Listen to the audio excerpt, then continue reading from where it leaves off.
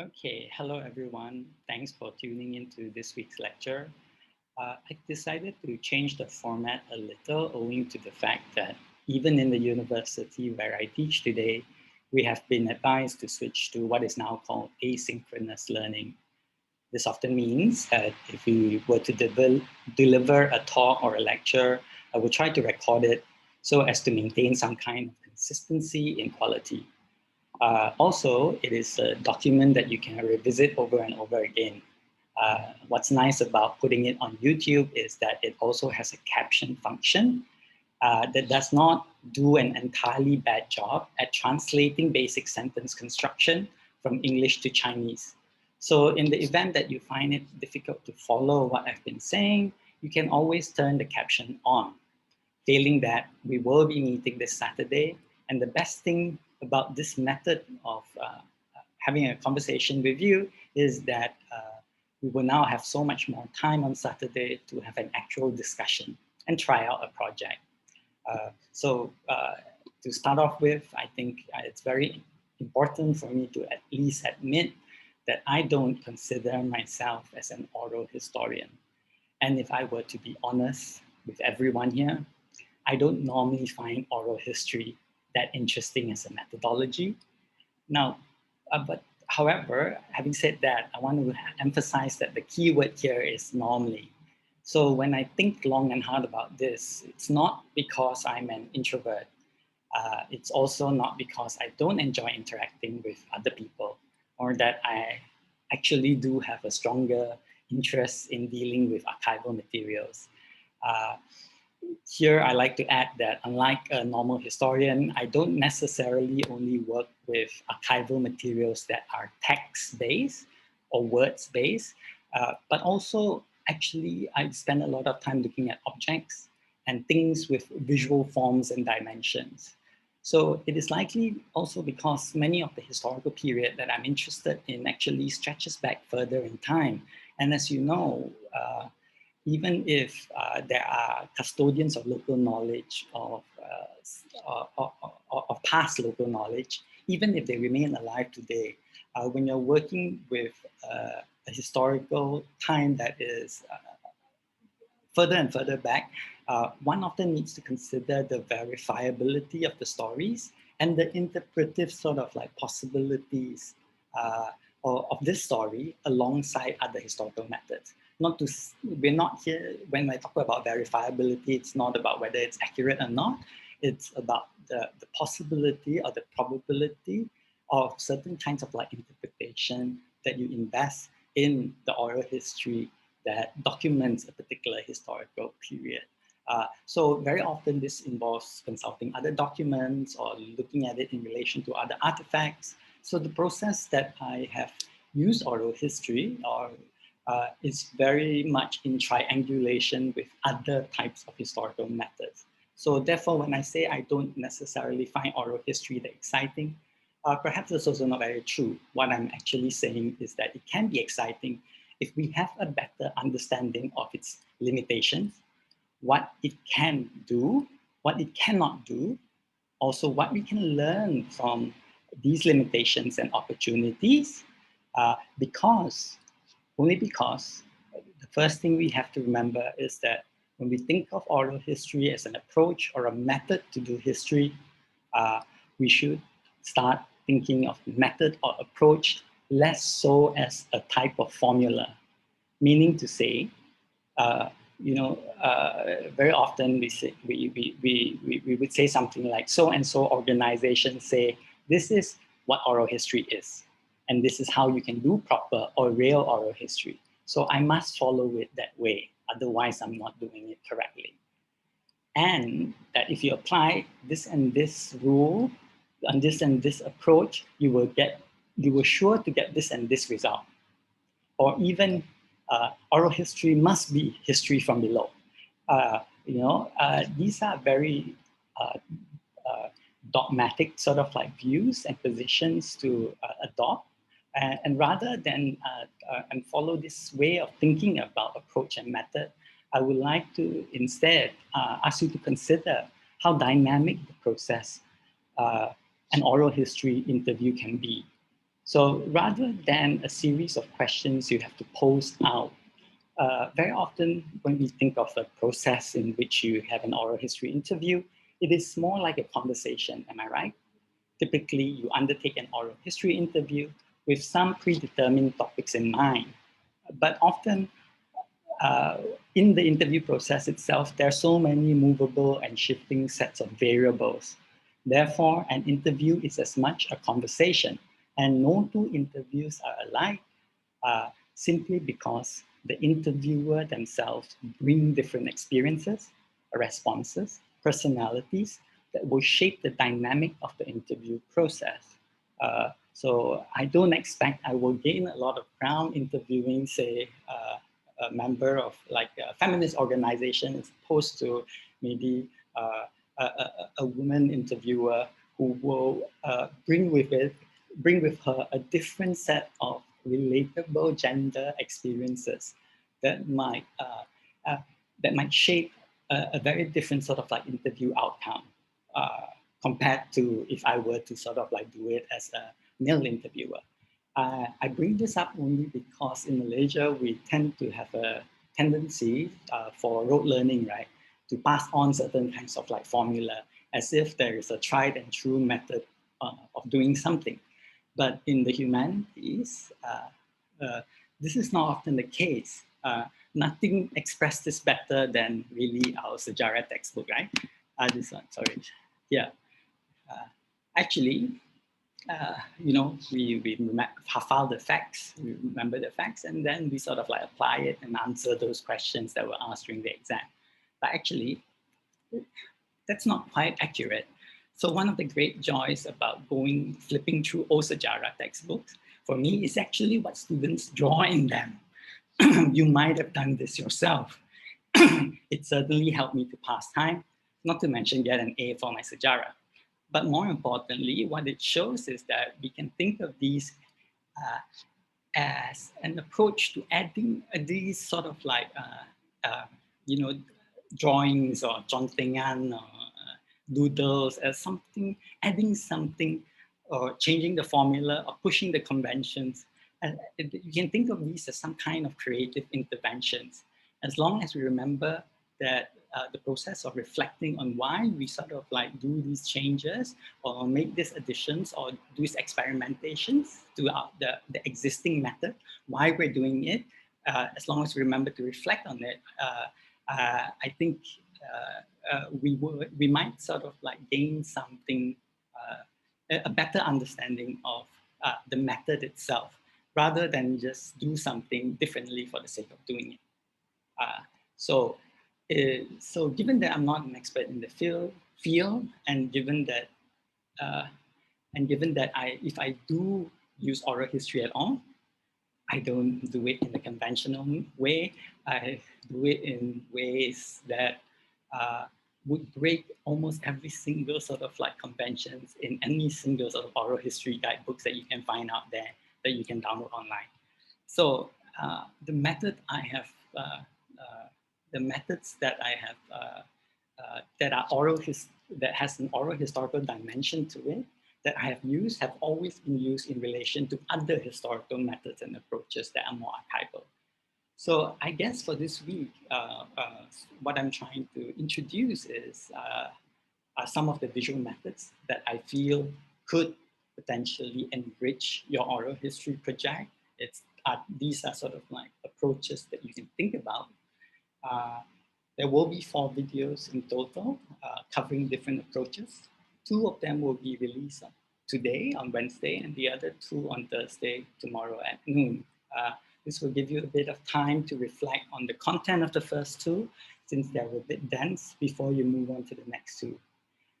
Briefly, so what I'm covering are, in this video, it will be a shorter sort of like discussion on using visual materials in the oral interview session itself, okay?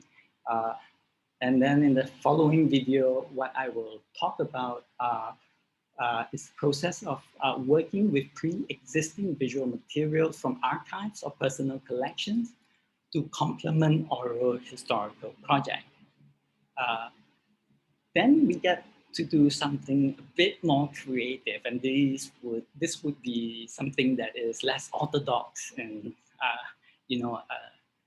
oral historical projects, but nevertheless, even in Malaysia, people are already sort of like experimenting and exploring this method. And this is generating new visual materials within a research project to complement the oral historical project. And then finally, we will discuss uh, how we can undertake a collaborative mapmaking and timeline building exercise to explore some of its more poetic and expressive dimensions, and thinking about how this can become a kind of generous data for different people, for different researchers, not just researchers who have signed up for this program, but as a sort of like public commons, and why creating these sort of like common data is important rather than creating data that you want to stake and ownership over. Okay, so these are the things that I will be covering. Now you might notice from the topics that I'm really addressing approaches that are pushing you to consider a lot of the visual dimensions around oral history. This is because I think we can think of orality as well as its textual documentation as really forming an important relationship with images or visual forms. This relationship is not always mutual, it's not entirely complementary, but it is also not oppositional to one another. By becoming aware of these fields as related to one another, what their limitations as well as opportunities, what limitations and opportunities they provide, I think we can use them not only as productive, but also creative tools to really help enrich our historical research.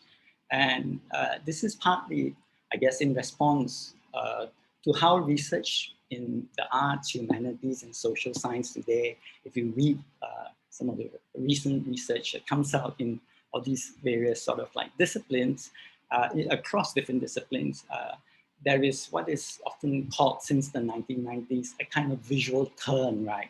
As opposed to how in the past we tend to rely, or we tend to put our faith more in text-centric or text-reliant sort of like approach.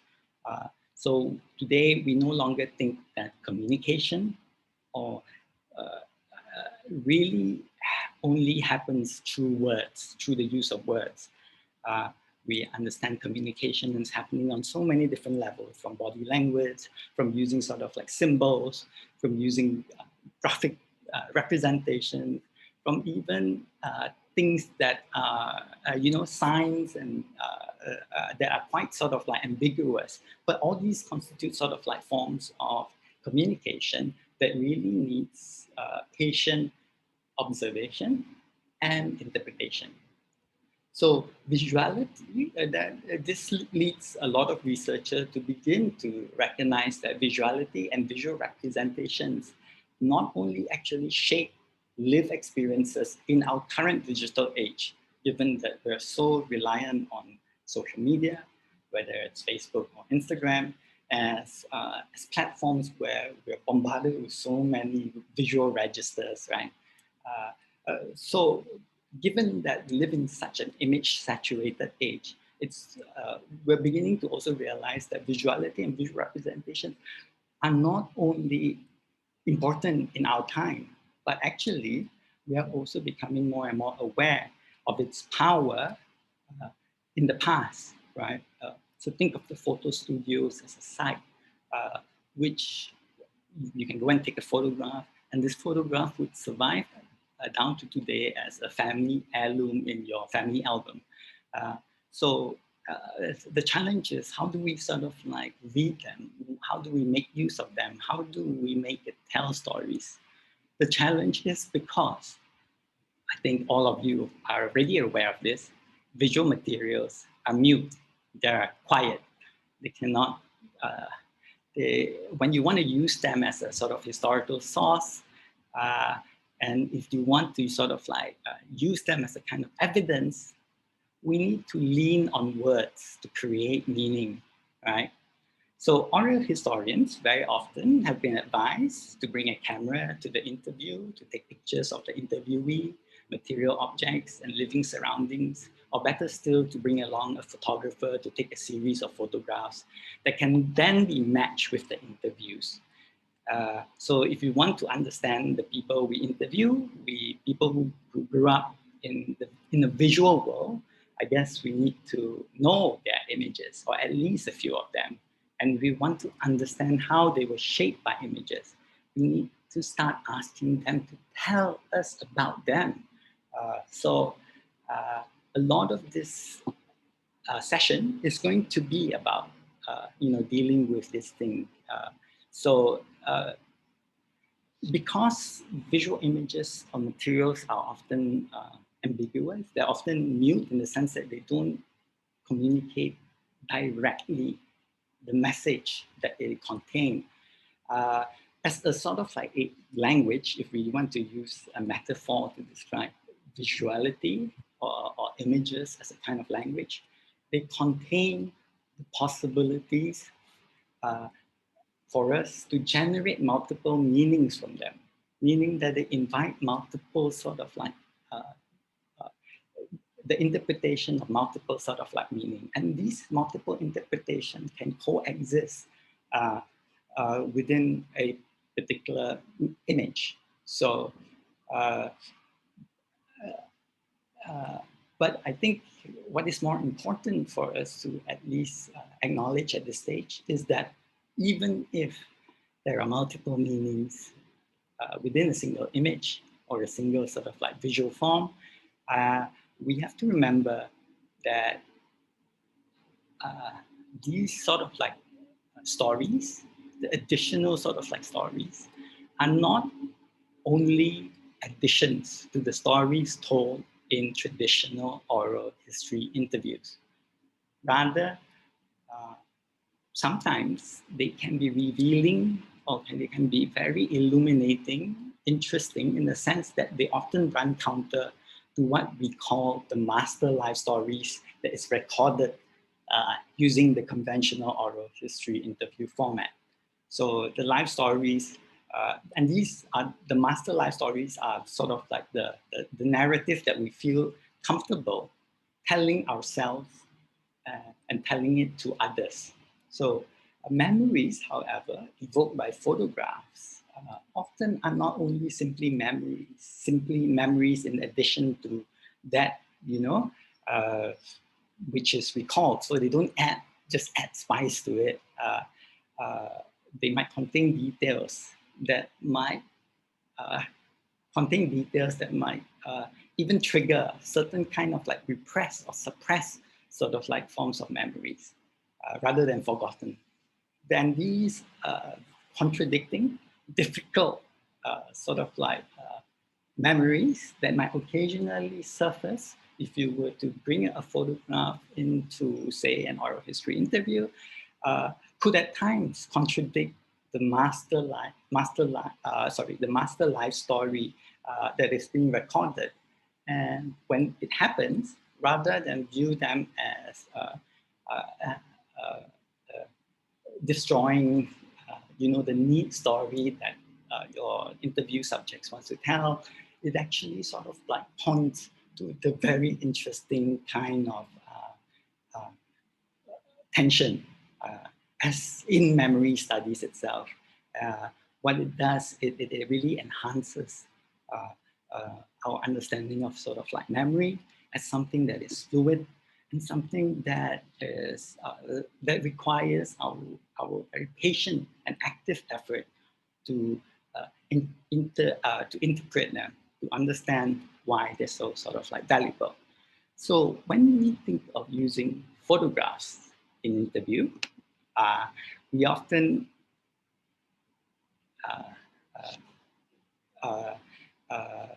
talk about with the term that's often used is called photo elicitation or photo interviewing, right? So when dealing with sources, whether we need to remind ourselves that source is not evidence, they become evidence of stories when we do two things. First, when we decide to embark on an investigation, more importantly, when we apply interpretation. So if we recognize a source as evidence, any sources you choose to include in your historical research can best be understood not as an answer or an end to an inquiry. It is really an invitation to imagine possibilities previously unknown to you, and then to also ask further questions. Questions. This is the most uh, uh, uh, uh, this is really what research is about when you sort of like boil down to what is essentially you're trying to sort of like do, right?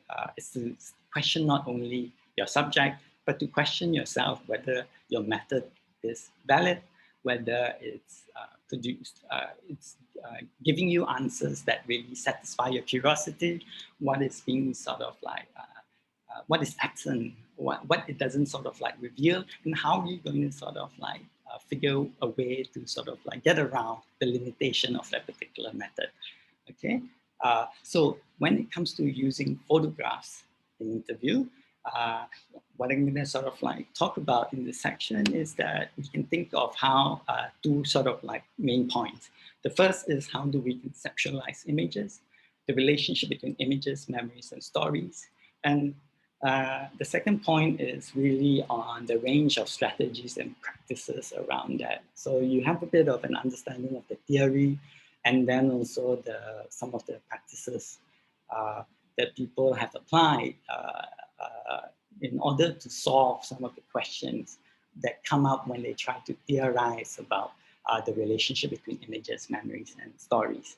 So often, the common belief in photographic directness and veracity often mean that we take photograph to stand in as a stand-in for truth. You know, if it's in the photograph, it happens. And therefore, okay, the photograph is there to simply sort of like supply evidence that something happened.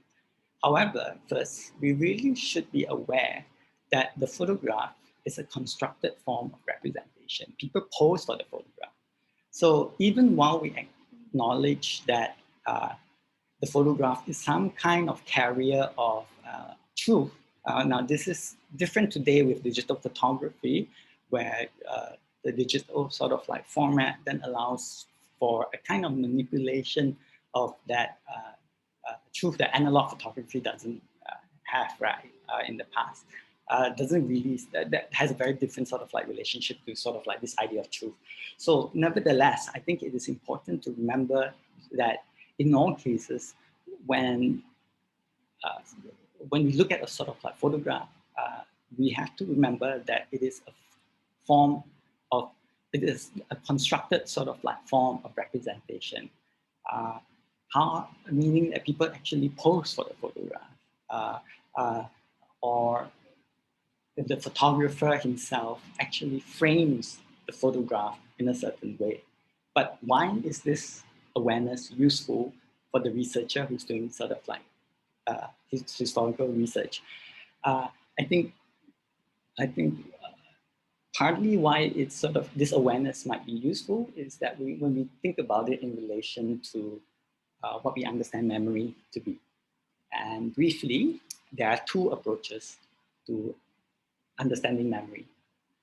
One treats memory as a sort of filing cabinet in which recollections of the past are stored ready for retrieval. So we think of our memory as in our head as a filing cabinet. That is then, you know, we just, when we want something, we just pull them out, right? The files just sort of like come out. The language used in these types of account can be revealing, right? So when a researcher approach photo interviews this way, they often describe the process as retrieving, releasing, unlocking, and jolting the interviewee's minds and memory. So in other words, what they do in this photo interview process is that when you bring a photograph there and have a conversation with them, in other words, the interviewees simply have to bring out from their mind what is already formed inside their mind, stored inside their mind. So, however, in contrast to that, there's also a group of cultural theorists and historians who treat memory as a kind of construction that is more dynamic. So these scholars argue that oral histories uh, do not simply tell us about the past. Memories instead is something that is reworked over time in light of the subsequent experiences and the meanings attached to these. So when someone is sort of like telling you a sort of like story, these accounts are often shaped by the context in which the interview takes place. In this case, uh, oral historians who believe in this type of understanding of memory often use the word composure as a concept uh, to explain the process.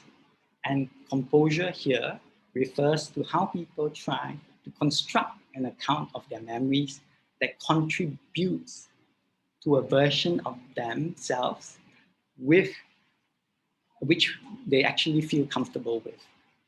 Uh, so at that particular sort of like point in time.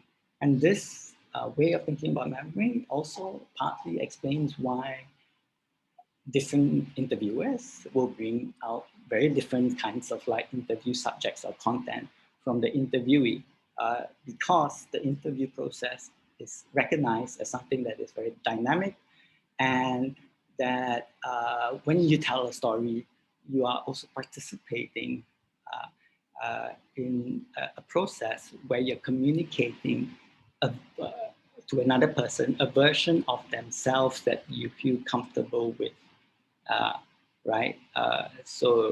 Composure then describes this sort of like process.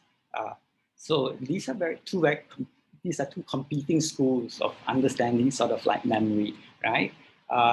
Nevertheless, I think when we think of how the photo can contribute to either of these sort of like process, I think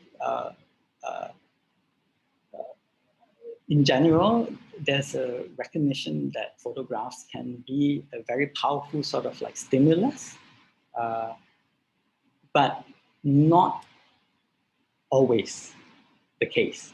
So, in fact, I think there's also increasing sort of like studies that suggest that photos can, in fact, block personal memories because they provide easily recall visual versions of the past that actually substitute for memories of what happened. So because memory is such a sort of like fluid thing, often it is the photo that comes to mind rather than the experiences themselves. Uh, so in fact, maybe the photographs even sort of like stand in for actually sort of what happened. Moreover, it is recorded that interviewees may sometimes describe the photo rather than actually trying to remember with them. If you sort of like bring a photo into, say, an interview process.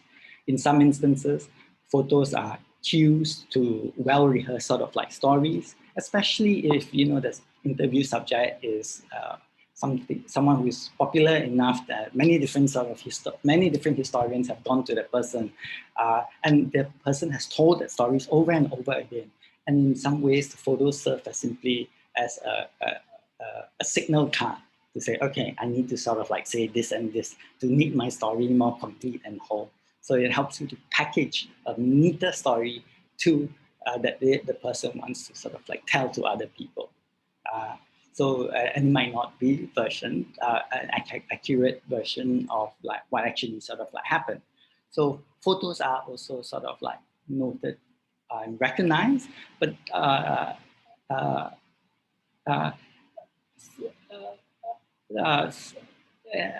and especially, sorry, well, when you say sort of like photos that are sort of like unnoted and recognized, so sometimes using sort of like popular photographs that's been circulating around and is sort of like well known, it doesn't always sort of like prompt active sort of engagement because there is a consensus to how we read that photograph. And the interviewee might simply just be repeating the views of this sort of like consensus. However, having said that, these are the challenges that you should consider. But I think it's not an entirely sort of like useless method because if you ask the sort of right question, prompted by certain ways of framing your question, I think it is still possible for the interviewees to engage, remembering it as a more sort of dynamic process rather than as a process where he just repeats things that he or she has sort of like rehearsed. So in photo interviews, a photo meeting is often a collaborative affair, as you and the interviewee reflect together on an image. And photo interviews are not, you have to remember that it's not only the interviewee who is compelled to engage with the picture under discussion. As a researcher, you should really also sort of like engage with it. So useful to bring this into sort of like awareness is that really you have to sort of like ask questions that prompt them to start to question themselves. It's not there to sort of like fact check for you. You can verify facts by prompting, meaning that you can ask, meaning that you can sort of like ask for more specific sort of details, which can actually cause confusion and uncertainty. But that's actually okay because that's actually productive part of an oral history sort of like interview when confusion and uncertainty happens. But do not sort of like enter into a verification process simply to dispute the interviewee's version of the past. Oral history interview is not the right forum to enter into that kind of like contestation of history. It's not a forum for you to say who actually knows which version of history is sort of like right. When we sort of like have that in mind, we sort of like understand better why, what does the sort of like method and approach actually serve. It's to help us to understand how the interviewee makes meaning out of his or her past, right? Very often, it might help the interviewer if he or she if you actually spend some time contextualizing or understanding the context of the photos in relation to the interviewee's life, because these relationships actually might shape the interviewee's accounts.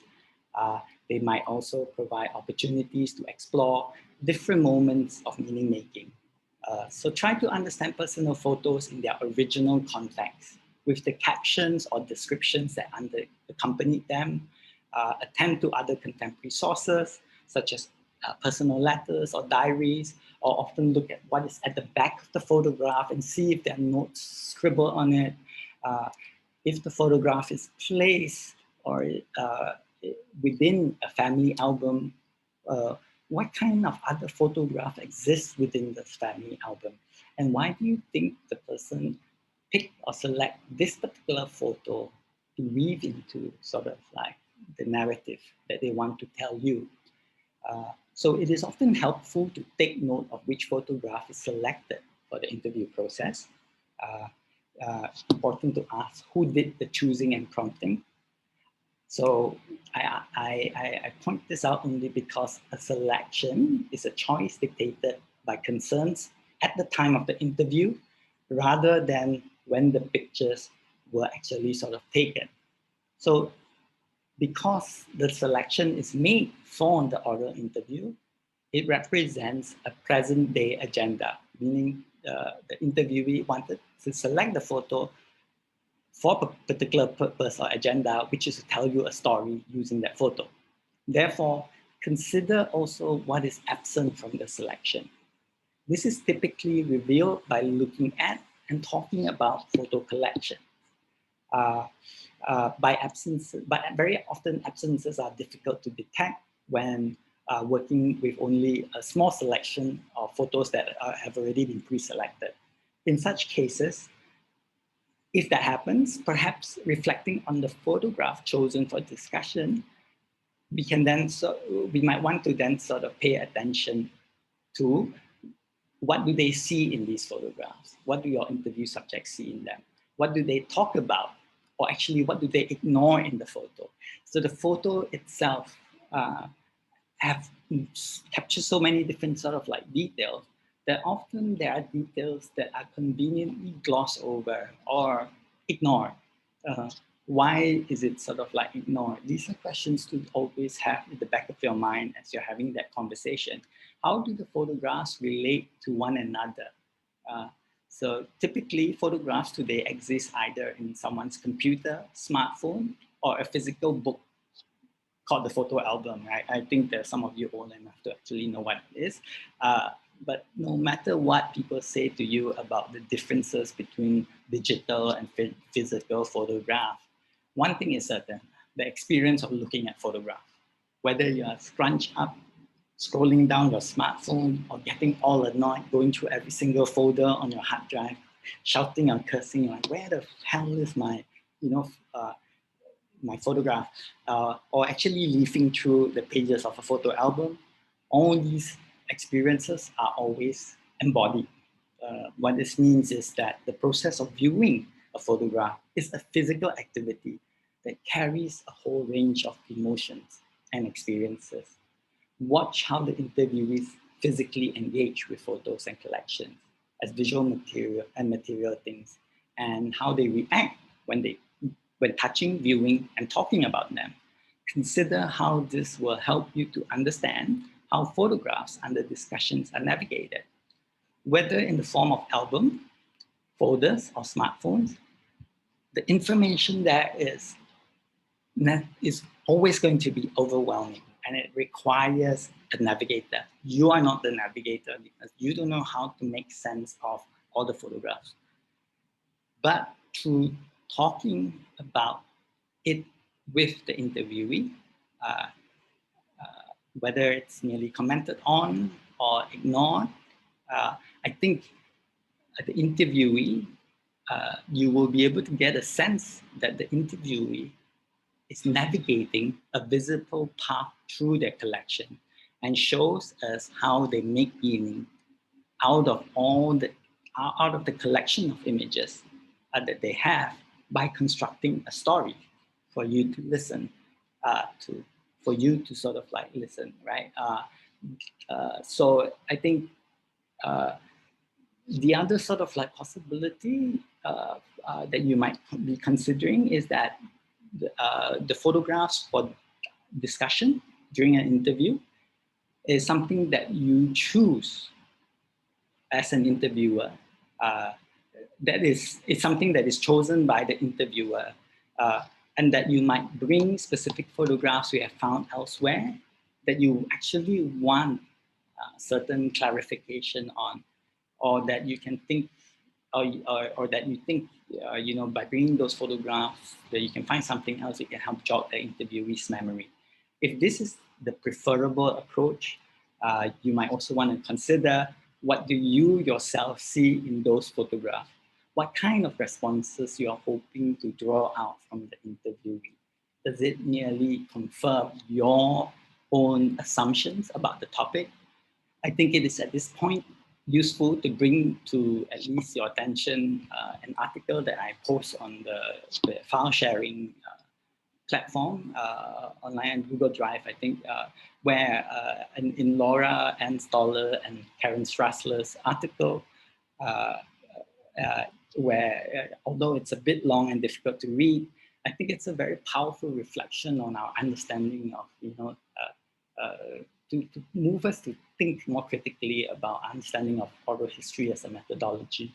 So like many social scientists, Stoller and Strassler wanted to study the perception of, in this case, wanted to study the perception of former domestic servants of Dutch colonial households about their time in employment, right? So all these domestic servants are normally the Javanese themselves.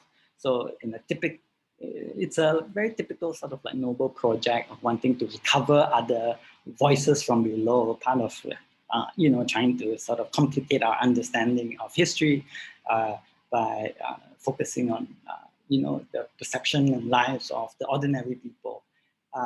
Built into the project, however, it's often the assumption that the lives of the former domestic servant is a microcosm or as a reflection of larger grand historical processes. That somehow, if we capture their voice, we might also capture the voice of the people living through a period of great historical transformation, from colonialism to independence, from subjugation to self-awareness. This kind of like grand heroic narrative, right? But the researchers soon realized their efforts were frustrated again and again by the interviewees, who bring into the discussion a whole range of contradicting sort of like emotion. Most importantly, they all just want to sort of like talk about the very psychologically tense and personal and very often intimate relationship between their Dutch employers and themselves, as well as between themselves and the children they are often required to take care of. More than that, more than actually understanding themselves as being part of this larger historical force of being participating in this sort of like, great period of historical change, they were more concerned with earning enough money, not just to put food on the table, but also to make sure that they can live a little better, send their kids to school, so that they can make one small improvement to their livelihood, right? Uh, but when pressed with when asked by the interviewers if they wanted what is their understanding, they will in fact very often initially give a very rehearsed sort of like answer. Yes, I understand. We're part of this great sort of like period of historical change, because that is a sort of like ideology that we're so indoctrinated by, in a way that they are also sort of like playing to the expectation of the interviewer. Since the interviewer want that, why don't we give them that sort of like version of the story as well? After all, what is there to sort of like lose? I gain something out of the whole sort of like interview sort of like process, right? But only through sort of like really long period where of conducting this sort of like oral history, where you do 3 or 4 sort of like hours of sort of recording, and when one's concentration begins to sort of like break down, and when you begin to notice there are slippages and inconsistencies and contradictions in the narrative itself, that you're able to sort of like uncover there's this other sort of like aspect that motivates our understanding of sort of like the past. All this is to suggest that as interviewers, we might come in thinking that we know the big story, the great metaphor to help frame and make all these little stories and experiences meaningful and relevant to a wider public. But instead of seeing research this way, what I take from reading the article is that we need to learn how to make our listening process more reflective. So we're not there just simply as documenters, we're also there as listeners. As we listen to accounts and utilize sort of like these interview sort of techniques, we might want to attend to what is said, the silences and hesitations that might result from what is forgotten or from topics too difficult to talk about, how the stories are delivered, including the fluency, detail, velocity, rhythm, and tone, which provide clues as to whether the tales are well rehearsed or composed, or whether they are a result from an experience that made an impression, or actually whether the story is born out of a moment of sort of crisis during the interview process itself, as a result of conflicting sort of like memories surfacing. Listening for evidence of the layering of memories is crucial, because a lot of these things makes the interview much more meaningful, in the sense that first, what we realize is that you are required to feel and be perceptive about the way other people behave. At first, I was going to say that you are allowed to sort of bring in feeling and recognize the way they shape our perception and knowledge of the humanities. But what I actually realized is that most of us don't know how to do it in the context of research. or even if, as we notice these things, we don't know how to communicate them. So these things, I guess, takes time, uh, uh, and learning how to sort of like, you know, find the right words is another sort of like a skill that you need to sort of like cultivate over time as a researcher, right? Uh, but at the most sort of like basic level, I think the awareness that we can embrace contradictions, and these contradictions can be productive in a way that we can very strategically juxtapose different accounts, so that, for example, when working with an interviewee's sort of personal photos, set the original photo narratives along other uh, oral interviews uh, produced by interviewees, by different interviewees, and with subsequent sort of like way of reading the same set of photos. Uh, these can then sort of offer you some point of sort of comparison of how different people interview the same set of photographs. But more often than not, I think recognizing contradictions as something that is meaningful and productive uh, is requires us to then sort of like spend uh, to actually sort of like recognize that when we sort of like we're trying to sort of trace the narrative threads that are woven through an account of a collection, uh, and these are sort of not reducible to the sum of comments about the individual photo, meaning that it's the larger sort of like narrative that is stitched across a collection of photographs selected for the conversation cannot simply be reduced to only one photograph. It is important to remember that the photograph, that, that, the, that, that this is a very active process in which the interviewee is weaving a narrative and creating a narrative to project a version of himself to you, and that and this projected version of himself is also something that you need to actively interpret and try to understand. Okay. Uh, the last thing I want to sort of like point out too, I've been spending a lot of time talking about photographs, but don't forget there are also sites and objects.